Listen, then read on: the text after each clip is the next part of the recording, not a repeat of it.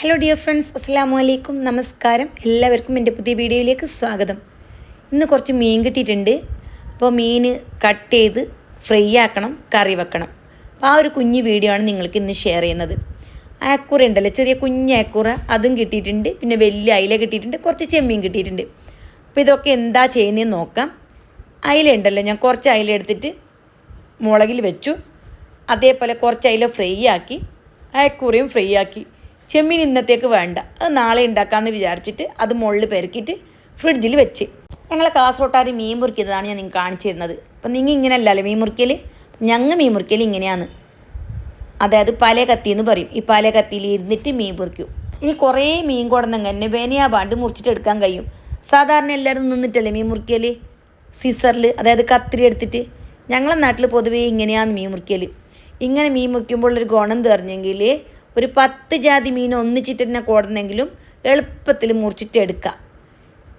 അപ്പോൾ ദാ ഗൈസ്, അയില നല്ലോണത്തിൽ അതിൻ്റെ പൊളിഞ്ചെല്ലാം എടുത്തിട്ട് ചിറകെല്ലാം എടുത്തിട്ട് ഞാൻ കൊട്ടത്തല വെച്ചിട്ടാണ് മുറിക്കുന്നത്.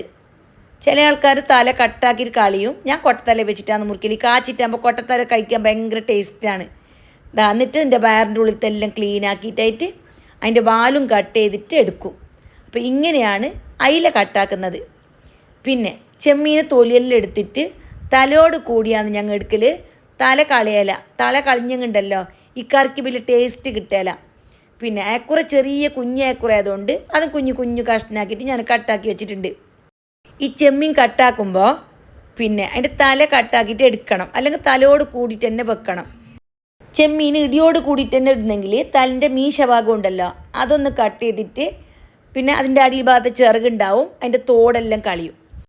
അപ്പോൾ മീനെല്ലാം മുറിച്ചിട്ട് കൈയിട്ട് എടുത്ത് വെച്ച് ഇനി നമുക്ക് അയില കാച്ചാം. ഞാനിവിടെ 1 കിലോ അയിലൻ്റെ അളവാണ് പറയുന്നത്. ഇതിലേക്ക് 1 ടേബിൾ സ്പൂൺ ഇഞ്ചി വെളുത്തുള്ളി പേസ്റ്റും 3 ടേബിൾ സ്പൂൺ മുളക് പൊടി വേണം. അതിൽ 2 ടേബിൾ സ്പൂൺ എരിവുള്ള മുളക് പൊടിയും 1 ടേബിൾ സ്പൂൺ കാശ്മീരി ചില്ലി പൗഡറാണ് എടുത്തിട്ടുള്ളത്. പിന്നെ വേണ്ടത് ഉപ്പ്, 1/2 ടേബിൾ സ്പൂൺ ഉപ്പ് ലെവലായിട്ട് എടുത്തിട്ടുണ്ട്. പിന്നെ വേണ്ടത് വിനാഗിരി, 2 ടേബിൾ സ്പൂൺ വിനാഗിരി ഞാൻ ഇതിലേക്ക് ഒഴിച്ചു കൊടുത്തിട്ടുണ്ട്.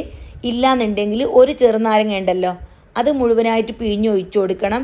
പിന്നെ കുറച്ച് കറിച്ചപ്പല ഇട്ട് കൊടുത്തിട്ടുണ്ട്. പിന്നെ വേണ്ടത് മഞ്ഞൾപ്പൊടി, പിന്നെ 2 table spoon oil. 2 table spoon oil ഒഴിച്ചു കൊടുത്തിട്ട് തന്നെ നിങ്ങൾ ഒന്ന് മിക്സ് ആക്കിയിട്ട് വെക്കണം. അപ്പോൾ അത് ഭയങ്കര ടേസ്റ്റ്. പിന്നെ 2 പച്ചമുളക് ഉണ്ടല്ലോ ഒന്ന് അരച്ചിട്ട് പേസ്റ്റ് ആക്കിയിട്ട് അതും കൂടി ചേർത്ത് കൊടുത്ത് എന്നിട്ട് എല്ലാം കൂടി നല്ലോണം മിക്സ് ആക്കിയിട്ട് എടുത്ത് വെച്ച്. അപ്പോൾ എനിക്കില്ലേ മുളക് പൊടി തേയാത്ത പോലെ തോന്നിയിട്ട് അപ്പോൾ ഞാൻ 1 സ്പൂണ് കാശ്മീരി ചില്ലി വീണ്ടും ഇട്ട് കൊടുത്ത്. കാശ്മീരി ചില്ലി ആകുമ്പോൾ കുറേ എരിവൊന്നും ഉണ്ടാവില്ല, നല്ല മസാല കിട്ടുകയും ചെയ്യും. എന്നിട്ട് മൂടി വെക്കണം. നിങ്ങൾക്ക് സമയമുള്ളത്ര മൂടി വെച്ചോ, 1 മണിക്കൂറോ 2 മണിക്കൂറോ എങ്കൊന്നും കുഴക്കില്ല. എന്നിട്ട് ഒരു പാൻ ചൂടാക്കിയിട്ട് എണ്ണ ഒഴിച്ചിട്ട് ഈ അയില ഇട്ടിട്ട് ഫ്രൈ ആക്കിയിട്ട് എടുക്കണം. എണ്ണയെല്ലാം നിങ്ങൾക്ക് ആവശ്യമുള്ളത്ര ഒഴിച്ചു കൊടുക്കുക. ചില ആൾ കുറച്ച് അധികം എണ്ണ ഒഴിച്ചു കൊടുക്കും. നല്ല പുതിയ നോൺ സ്റ്റിക്കിൻ്റെ പാനെങ്കിൽ കുറച്ച് എണ്ണ ഒഴിച്ചു കൊടുത്താൽ മതി. ഞാൻ കുറച്ച് അധികം തന്നെ എണ്ണ ഒഴിച്ചു കൊടുത്തിട്ടുണ്ട്. എന്നിട്ട് 3 4 എത്ര നിങ്ങൾക്ക് പാനിൽ പിടിക്കുന്നു അതിനനുസരിച്ച് മീൻ ഇട്ട് കൊടുത്തിട്ട് ചെറിയ തീയിൽ നല്ലോണം ഫ്രൈ ആക്കിയിട്ട് എടുക്കണം. ഒരു ഭാഗം നന്നായിട്ട് ഫ്രൈ ആയി കഴിഞ്ഞത് മാത്രം തിരിച്ചിട്ട് കൊടുത്താൽ മതി. അപ്പോൾ ഭയങ്കര ടേസ്റ്റി ആയിട്ടുള്ള അടിപൊളി ഒരു മീൻ ഫ്രൈ ആണിത്. കൂടുതൽ ചേരുവൊന്നുമില്ല, നാടൻ ഫ്രൈ. ഇങ്ങനെ കുറേ മസാലയൊന്നും ചേർക്കാണ്ട് ഞങ്ങളെ കാസർഗോട്ടെ സ്റ്റൈലിൽ ഉണ്ടാക്കുന്ന ഒരു നാടൻ മീൻ കാച്ചതാണിത്.